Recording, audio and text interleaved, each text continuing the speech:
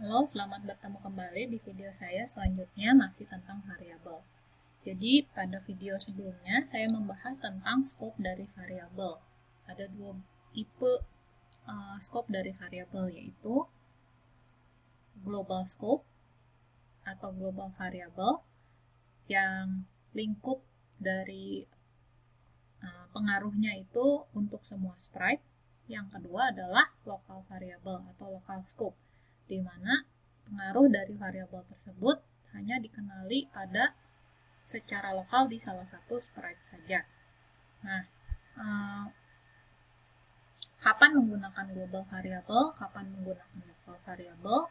Gunakan dengan cara yang modular. Artinya, kamu harus mendesain program kamu sehingga kapan sebaiknya kamu menggunakan variabel global, yaitu ketika sebuah variabel digunakan secara bersama-sama atau dapat diubah secara bersama-sama oleh semua sprite yang tergabung dalam proyek kamu. Kapan menggunakan local variable? Local variable sebaiknya digunakan ketika kamu hanya menggunakan variabel itu secara lokal di salah satu sprite saja, sementara sprite lain tidak berhak mengganggu nilai dari variabel tersebut. Jadi, dalam mendesain, usahakan dipertimbangkan kapan menggunakan variabel lokal dan kapan menggunakan variabel global, supaya program yang kamu hasilkan modular. Modular itu artinya sesuai dengan konsep pemrograman, ya, karena kita sedang belajar pemrograman. Oke, pada video saya kali ini, saya akan membahas tentang data type dari variabel atau tipe data dari variabel. Nah, dalam Scratch, ketika kamu pertama kali menekan tombol make a variable, Scratch tidak tahu tipe data apa yang akan kamu simpan dalam variabel tersebut. Ya. Jadi, di sini ada beberapa contoh blok program. Misalnya, kamu meng-create sebuah variabel site, ya, bernama site. Nah, kamu bisa meng-assign nilai ke variabel site tersebut dengan bermacam-macam tipe data. Misalnya, kamu bisa melakukan set size to 1, di mana 1 itu adalah sebuah nilai bertipe bilangan bulat. Atau bisa juga kamu men-set nilainya menjadi minus 3.65 atau 3,65, di mana sifatnya ini adalah bilangan desimal yang mengandung koma di belakang, tidak bulat, ya. Atau bisa juga kamu mengassign sebuah karakter, ya, misalnya single karakter A misalnya. Atau bisa juga berupa string, untayan beberapa karakter. Atau bahkan bisa juga boolean value, di mana boolean value mereturn nilai kebenaran true atau false. Di contoh ini 5 lebih kecil 10 mereturn true. Itu bisa saja kamu assign ke variabel yang namanya sama, yaitu site.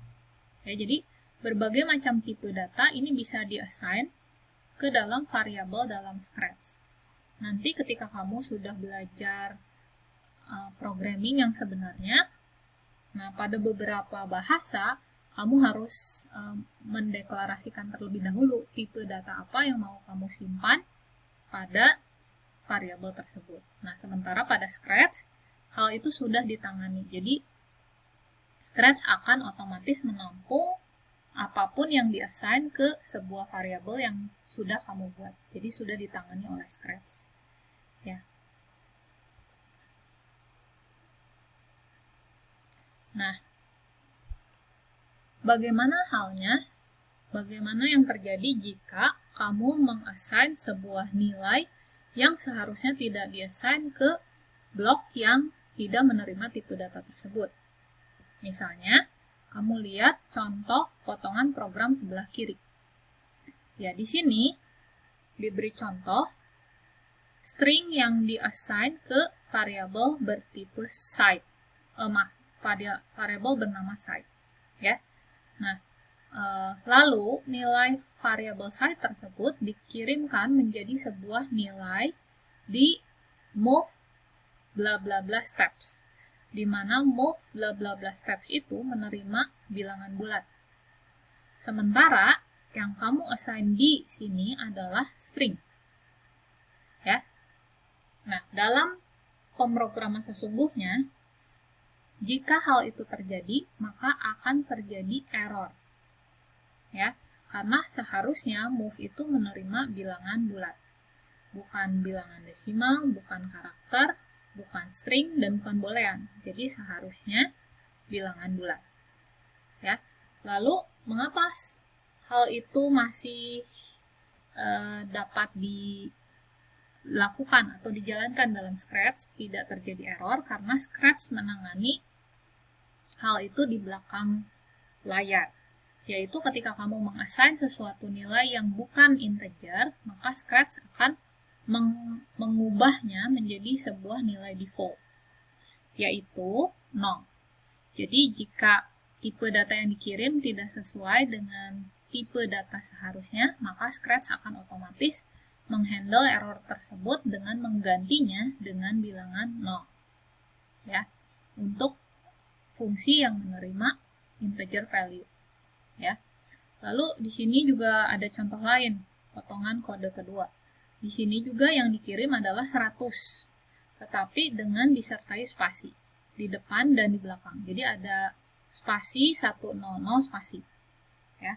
Nah, jika yang terjadi seperti itu, maka Scratch akan otomatis membuang spasi di antara angka-angka tersebut. Ya. Lalu mengubahnya menjadi tipe data bilangan bulat. Sehingga jika site yang diassign dengan spasi 100 spasi lalu dikirim nilainya ke blok move, yang terjadi adalah jika blok ini ditekan, maka sprite akan tetap maju sebesar 100 langkah. Ya, itu adalah beberapa penanganan yang dilakukan dalam Scratch, ya, untuk menangani error program yang seharusnya dikeluarkan dalam pemrograman biasa selain Scratch. Karena Scratch ini adalah media untuk belajar pertama kali, maka segala macam error sudah ditangani, ya, di belakang layar. Jadi nanti kalau kamu sudah mempelajari pemrograman yang sesungguhnya, maka error itu akan dikeluarkan oleh compiler dan kamu harus memperbaiki error-error tersebut. Ya. Nah, berikutnya ada beberapa contoh bagaimana kita bisa mengubah nilai variabel dalam Scratch. Coba perhatikan contoh pertama, yaitu yang bagian atas. Kamu tebak apa yang dilakukan oleh potongan program ini atau blok program ini. Ya, pertama, pada statement pertama kamu mengassign nilai variabel sum dengan 0, betul? Di statement kedua kamu mengassign nilai delta dengan 5. Lalu di sini ada perintah change sum by delta. Artinya sum akan diubah nilainya, nilai terakhirnya berdasarkan nilai delta. Ya. Artinya apa? Sum terakhir akan ditambah dengan nilai delta. Jadi 0 tambah 5 itu menjadi nilai sum yang baru, yaitu 5. Ya. Itu maksudnya blok statement change sum by lalu sebuah nilai variabel lain, ya.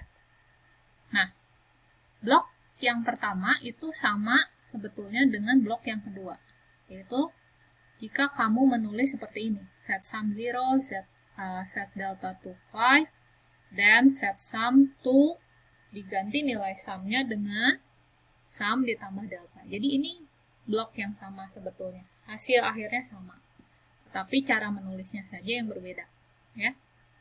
Begitu pula yang ketiga. Jadi dua statement pertama sama, yaitu menginisialisasi masing-masing variabelnya.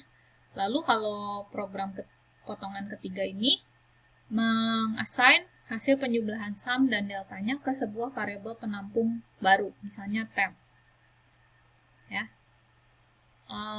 Lalu, hasil penjumlahannya baru di-assign ke variabel sesungguhnya, yaitu sum. Ya, temporary variable. Makanya namanya temp. Ya. Jadi ketiganya melakukan hal yang sama. Nah, ini biasanya tergantung dari style programmernya. Ya. Tapi yang paling disarankan tentu yang atas ya, tapi tergantung kebutuhan. Mana yang lebih preferable buat kamu, ya. Nah, masih berhubungan dengan mengubah nilai variabel, di sini ada sebuah contoh bagaimana statement change variable by sebuah nilai itu bisa kita manfaatkan dalam membuat program. Kita lihat prosedur yang pertama. Ya, prosedur bernama triangle. Prosedur triangle menerima sebuah parameter, yaitu length. Ya. Lalu yang dilakukan adalah membuat sebuah segitiga dengan panjang length. Ya.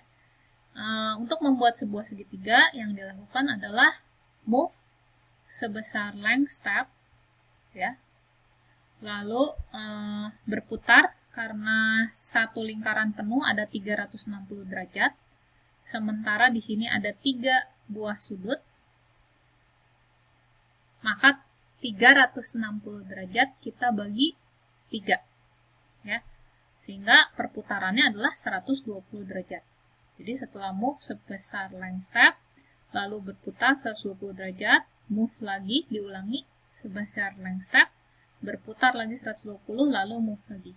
Tentu saja ini keadaan pennya harus dalam posisi down. Ya. Nah, jadi prosedur triangle itu melakukan hal ini. Nah, jika kita ulangi atau panggil berulang-ulang prosedur triangle sebesar 6 kali, lalu diputar masing-masingnya 60 derajat, maka akan terbentuk sebuah heksagon. Jadi, prosedur heksagon dengan panjang length, panjang sisi length, itu dapat dibentuk dengan memanggil sebanyak 6 kali, karena kita mau mengulang membuat segitiga sebanyak 6 kali. 1, 2, 3, 4, 5, 6 ya.